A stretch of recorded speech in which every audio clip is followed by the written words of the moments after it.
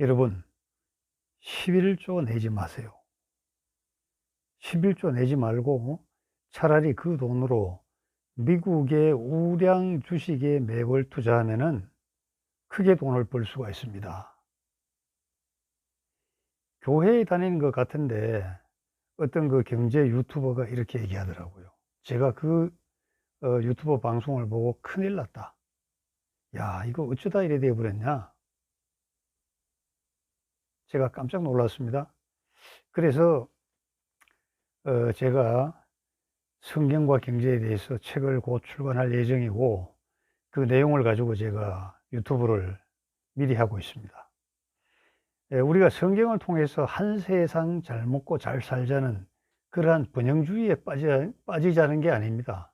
성경과 경제 얘기는요. 그 다음에 자기가 하고 있는 사업이나 자기가 하고 있는 일에 말씀과 예수님을 끌어들여 가지고 내 사업과 내 하고 있는 일을 성공시켜 보자, 이것도 아닙니다.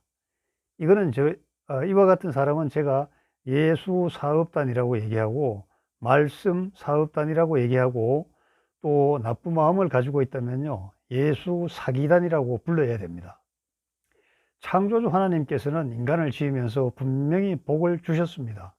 그러므로 성도들은 그 주신 복을 누리고 살면 되잖아, 그죠? 그런데 현실은 그렇지가 않으니까 지지리궁상으로 살기도 하고, 또 돈을 좀 벌었다고 기고만장 오만방자한 성도들도 많고, 둘 다 잘못된 거죠. 이렇게 해서는 안 되는 겁니다.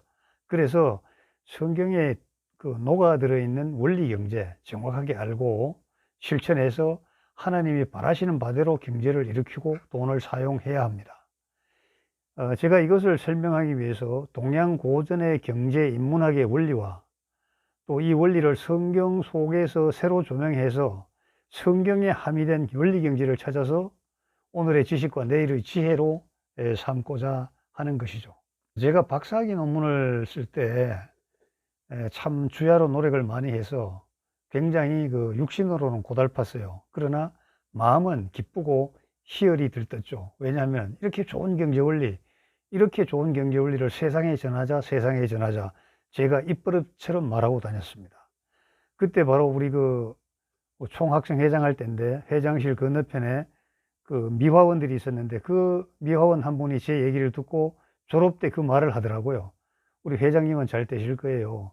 남을 위해서, 세상을 위해서 박사학위 받았으니까 잘 될 거예요. 이렇게 오히려 저를 그 좋은 말로 이렇게 위로를 했습니다. 그런데 사실은 그 유명 강사가 돼 가지고 세상에서 저도 뜨고 돈도 많이 벌고 이런 생각보다는 많은 사람들에게 이걸 알려 가지고 스스로 경제적인 안정과 여유를 가질 수 있는 그런 원리를 알고 이 원리대로 실천하면은 그분들의 삶이 참 나아질 수 있다는 그런 확신이 섰기 때문입니다. 그 논문 지도 교수님도 저를 이렇게 평가를 했어요.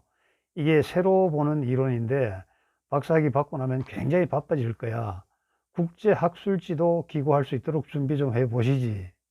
분명히 박사학위 받고 나면 엄청나게 바빠질 거야, 이렇게 말씀을 하셨어요. 그런데 이러한 그 격려와 기대와 정반대로 이 코로나19라는 들어보지도 못한 희한한 질병이 세상을 그 휩쓸어 버렸죠. 모든 산업이 스톱되고 저희들이 하는 그 오프라인 강의 시장도 완전히 그 빙하기에 들어가 버렸습니다.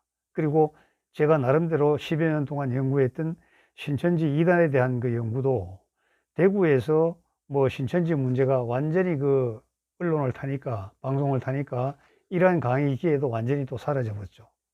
이럴 때 잘 쓰는 말이 있잖아요. 넘어진 김에 쉬어가라. 예. 앉은 김에 좀 뒤로 이렇게 기대서 한숨 자고 가라, 그런 말 아닙니까? 저는 쉬거나 자는 게 아니고 제가 박사학위 받은 화식 경제 이론을 성경 속에서 새로 재조명하는 것이죠. 정말 값진 것이었습니다. 흔히들 이런 의문을 가져요. 하나님은 경제에 진짜 관심 가지실까? 성경에는 경제를 어떻게 설명하지? 성경대로 한다면 부자 될 수 있는 거야? 그런데 성도들은 왜 가난해? 오히려 믿지 않는 사람들이 떵떵거리고 더 부자인 것을. 이와 같이 순진한 의문과 순진한 궁금증이 바로 그동안 베일에 가려지고 말하기를 꺼려했던 윤리경제와 행동경제, 이것을 성경에서 찾아서 인문학과 조합을 해서 제가 여러분들에게 제시하는 그러한 행운이 된 것이요. 오로지 하나님의 은혜입니다. 넘어질 때 쉬어가는 것이 아니라 저는 넘어진 그 자리에서 보화를 발견한 겁니다. 여러분, 성경은 청부경제를 지향합니다. 청부경제입니다. 성경은 청빈경제가 아닙니다. 청부경제. 성경은 창조하신 여호와 하나님 관점에서 경제를 다스리는 그 원리를 설명하고 있죠. 그러므로 성도는 성경의 경제 원리 속에서 행동하면은 경제적 자유를 저절로 누릴 수가 있는 거예요. 다만 민첩해야죠. 민첩이 뭐죠? 성경의 다니엘서에 나오죠. 사물에 정통하고 주저함이 없이 그 실천하는 실행력을 말합니다. 정통하였다면 실천하고 실천하였다면 반드시 이루어지는 것이죠. 이 삼박자가 맞아야 민첩하다고 얘기할 수 있어요. 사람들이 아는 것은 많아요. 그러나 실천하지는 않아요. 왜? 결과가 두렵기 때문에.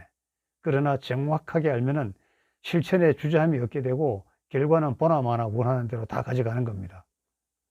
화식전은요, 오물을 버리듯이, 여러분 손에 묻은 오물을 어떻게 버려요? 찬찬히 떼냅니까? 막 떨어내잖아요. 이렇게 버리고, 그 다음에 보화가 있어. 남들이 줍기 전에 얼른 주워와야 되는 거예요. 얼른 주워와야 되는 거잖아요. 그래서 화식전은 민첩을 이렇게 설명을 합니다. 여러분, 제가 박사학위 받을 때보다 지금 기분이 더 좋아요. 격한 감동, 기대와 기쁨이 있어요. 이럴 때 제가 묵상하는 성경 구절이 있죠. 이사야 선지자의 글인데 이사야 61장 1절, 주 여호와의 영이 내게 내리셨으니 이는 여호와께서 내게 기름을 부으사 가난한 자에게 아름다운 소식을 전하게 하고, 가난한 자에게, 그 다음에 마음이 상한 자를 고치시고 포로된 자에게 자유를, 갇힌 자에게 노임을 선포하신다, 이렇게 말씀이 되어 있죠. 우리 주변에 보면은 여러 가지 이유로 심령에 뿌리 내린 마음의 쓴뿌리, 이것을 뽑지 못해서 우울증이 걸리고 그리고 공황장애에 걸리고 자살합니다. 많은 사람이 자살하고 있어요. OECD 국가 중에서 자살률이 2위보다 압도적으로 높은 1등이라는 겁니다. 불명예죠, 불명예. 이 자살의 원인이 경제 때문이라면 제 강의 꼭 들어보시고 희망을 찾으시기 바랍니다. 이 땅에 오신 예수님의 메시아 선포식도 이사야서를 인용하셨죠. 누가복음 4장 18절, 주의 성령이 내게 임하셨으니 이는 가난한 자에게 복음을 전하게 하고 내게 기름을 부으시고 나를 보내사 포로된 자에게 자유를, 눈이 먼 자에게 다시 보게 함을 전파하여 하며 눌린 자를 자유롭게 하고, 여기서 기름을 부으셨다는 것은 사명을 주시고 사명을 감당할 능력을 주셨다는 말입니다. 저에게도 사명을 주셨고 주신 사명을 감당할 능력도 주셨습니다. 성도들이 곤란을 겪는 경제 문제를 해결하는 성경의 지식과 지혜와 복음이 전해지기 이전에 동양에서 정립된 고전 경제 인문학의 원리를 알기 쉽게 제가 정리할 수 있었습니다. 19년이란 짧지 않은 기간이죠. 이때 열린 영과 육의 안목으로 성도들에게 유익한 글을 남길 기회를 주신 하나님께 무한 감사드립니다. 독자 여러분, 이 글을 읽으시고 제 강의를 들으시고 지식을 습득하며 지혜로 승화시켜 실천하면 됩니다. 경제 걱정할 필요 없습니다. 돈 때문에 결혼도 안 한다고 하잖아요. 제 강의만 잘 들으시면요, 좋은 사람 만나서 서로 통하고 정서가 맞는 사람 있으면 미련 없이 결혼하십시오. 경제 충분히 일어설 수 있어요. 하나님의 뜻대로 경제를 일으키고 하나님을 위하여 경제를 사용하면 금상첨화인 것입니다. 여러분, 감사합니다.